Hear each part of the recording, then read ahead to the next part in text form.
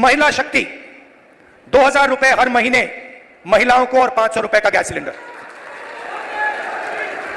दूसरा कदम, जो 2 लाख वैकेंसीज सरकार में आज खाली पड़ी है युवाओं के लिए, हम वो भर के आपको दे देंगे।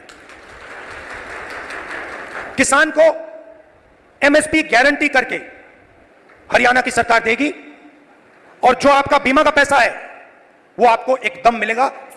जैसे ही नुकसान होगा उसके एकदम बाद आपको बीमा का पैसा मिलेगा।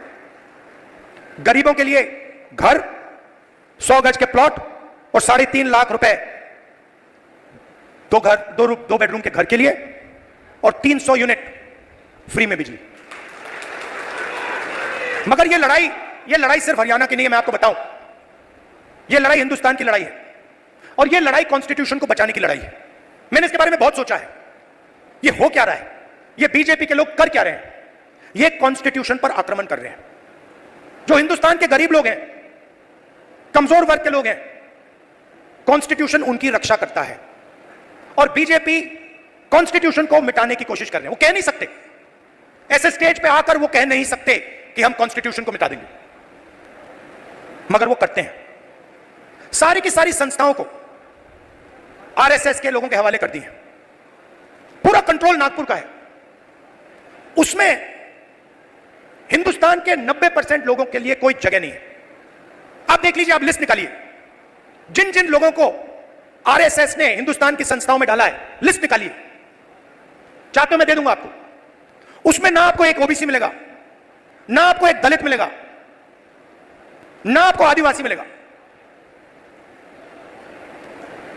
तो खोखला कर रहे देश को। इलेक्शन कमीशन में अपने लोग, ब्यूरोक्रेसी में अपने लोग, मीडिया में अपने लोग, इंटेलिजेंस सर्विसेज में अपने लोग और 90% हिंदुस्तान के लिए कुछ नहीं। इसलिए हमने चुनाव में जाति जनगणना की बात की। हिंदुस्तान में किसकी कितनी आबादी है यह हम जानना चाहते हैं। अब इसमें कोई गलत बात तो नहीं है। जैसे चोट लगती है, आपको पैर में चोट लगती है, डॉक्टर कहता है भैया एक्सरे कराओ, चेक कराओ। हम सिर्फ यह कह रहे हैं कि भैया चेक कराओ, इस देश में दलित कितने हैं, आदिवासी कितने हैं, पिछड़े कितने हैं, गरीब जनरल कास्ट के कितने लोग हैं, यह पता लगाओ। कभी आरएसएस कहती है करना चाहिए, अंदर से कहते हैं भैया ये मत करवा देना, सच्चाई निकल आएगी। सच्चाई क्या है कि 90% लोगों के पास कुछ है ही नहीं। 250 सबसे बड़े बिजनेस देख लीजिए, लिस्ट निकालिए, उनकी मैनेजमेंट की लिस्ट निकाल लीजिए, उनके सीईओ की लिस्ट निकाल लीजिए, ओनरशिप जिसके हाथ में उनकी लिस्ट निकाल लीजिए। आपको उसमें एक ओबीसी, एक दलित, एक आदिवासी मिल जाए तो मुझे बता देना, मैं उसको अभी भी ढूंढ रहा हूं। कॉर्पोरेट इंडिया में 90% हिंदुस्तान का एक भी व्यक्ति नहीं है। गरीब जनरल कास्ट में वहां आपको नहीं दिखेगा। सिलेक्ट लोग हैं। अदानी जी का बिजनेस है, हजारों बिजनेस उससे कनेक्टेड है। वो सारे के सारे कोई ना कोई परिवार का आदमी है, भाई कुछ करता है, बहन कुछ करती है, फैमिली बिजनेस है। ऐसे बिजनेसेस है। 250 में से आप मुझे नाम दे दो दलित का, आप नाम दे दो आदिवासी का, आप नाम दे दो पिछड़े का, नहीं है। ब्यूरोक्रेसी में देखो, हिंदुस्तान की सरकार को 90 लोग चलाते हैं, सेक्रेटरी कहलाते हैं। 3 दलित हैं, आबादी 15%, 90 में से 3। पिछड़ों की आबादी कम से कम 50%, 90 में से 3। होने कितने चाहिए? 45 अगर आप आबादी से जाओ, नहीं 3। और बजट कितना संभालते हैं? आदिवासी जिनकी 8% आबादी है, 100 रुपए में से 10 पैसे का बजट संभालते हैं। दलित 100 रुपए में से 1 रुपया संभालता है। ओबीसी 100 रुपए में से 5% संभालता है। यह हिंदुस्तान की सच्चाई है। इसलिए हमने कहा है कि जाति जनगणना होगी, नेशनल लेवल पे होगी। और मैंने कहा है मोदी जी के सामने पार्लियामेंट हाउस में, आप करो ना करो, मैं इसको इसी हाउस में पास करवाऊंगा, आपके मुंह के सामने करवाऊंगा। तो ये हरियाणा की रियलिटी है। और ये क्या करते हैं? बांटने का। आप मुझसे पूछोगे ठीक है आपने कह दिया, बताओ कैसे? मैं आपको शुरुआत की बात कर रहा हूं। पहला कदम, महिला शक्ति 2000 रुपए हर महीने महिलाओं को और 500 रुपए का गैस सिलेंडर। दूसरा कदम, जो 2 लाख वैकेंसीज सरकार में आज खाली पड़ी है युवाओं के लिए, हम वो भर के आपको दे देंगे। किसान को एमएसपी गारंटी करके हरियाणा की सरकार देगी और जो आपका बीमा का पैसा है वो आपको एकदम मिलेगा। जैसे ही नुकसान होगा उसके एकदम बाद आपको बीमा का पैसा मिलेगा। गरीबों के लिए घर, 100 गज के प्लॉट और 3.5 लाख रुपए दो बेडरूम के घर के लिए और 300 यूनिट फ्री में बिजली। मगर ये लड़ाई सिर्फ हरियाणा की नहीं है, मैं आपको बताऊं, ये लड़ाई हिंदुस्तान की लड़ाई है और ये लड़ाई कॉन्स्टिट्यूशन को बचाने की लड़ाई है। मैंने इसके बारे में बहुत सोचा है, ये हो क्या रहा है, ये बीजेपी के लोग कर क्या रहे हैं। ये कॉन्स्टिट्यूशन पर आक्रमण कर रहे हैं। जो हिंदुस्तान के गरीब लोग हैं, कमजोर वर्ग के लोग हैं, कॉन्स्टिट्यूशन उनकी रक्षा करता है और बीजेपी कॉन्स्टिट्यूशन को मिटाने की कोशिश कर रहे हैं। वो कह नहीं सकते, ऐसे स्टेज पे आकर वो कह नहीं सकते कि हम कॉन्स्टिट्यूशन को मिटा देंगे, मगर वो करते हैं। सारी की सारी संस्थाओं को आरएसएस के लोगों के हवाले कर दी है। पूरा कंट्रोल नागपुर का है। उसमें हिंदुस्तान के 90% लोगों के लिए कोई जगह नहीं है।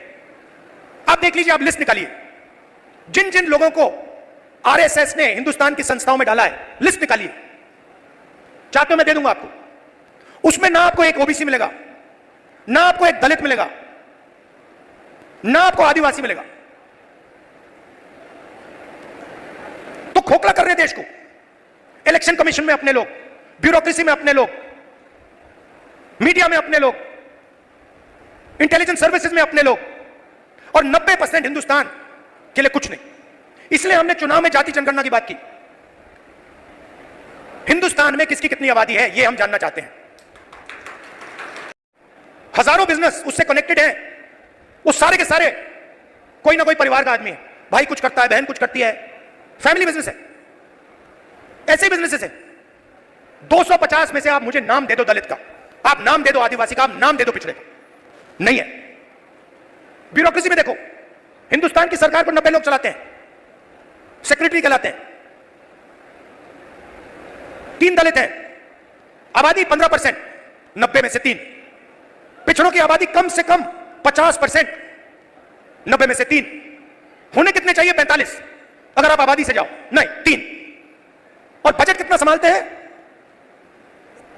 आदिवासी जिनकी 8% आबादी है, 100 रुपए में से 10 पैसे का बजट संभालते हैं। दलित 100 रुपए में से 1 रुपया संभालता है। ओबीसी 100 रुपए में से 5% संभालता है। यह हिंदुस्तान की सच्चाई है। इसलिए हमने कहा है कि जाति जनगणना होगी, नेशनल लेवल पे होगी। और मैंने कहा है मोदी जी के सामने पार्लियामेंट हाउस में, आप करो ना करो, मैं इसको इसी हाउस में पास करवाऊंगा, आपके मुंह के सामने करवाऊंगा। तो ये हरियाणा की रियलिटी है। और ये क्या करते हैं? बांटने का काम करते हैं। मीडिया वाले 24 घंटे लगे रहते हैं। एक जात को दूसरी जात से लड़ा दो, एक धर्म को दूसरे धर्म से लड़ा दो और पूरा का पूरा फायदा अदानी को पहुंचा दो। हरियाणा एक साथ लड़ेगा, सबकी सरकार बनेगी, खुशी से बनेगी।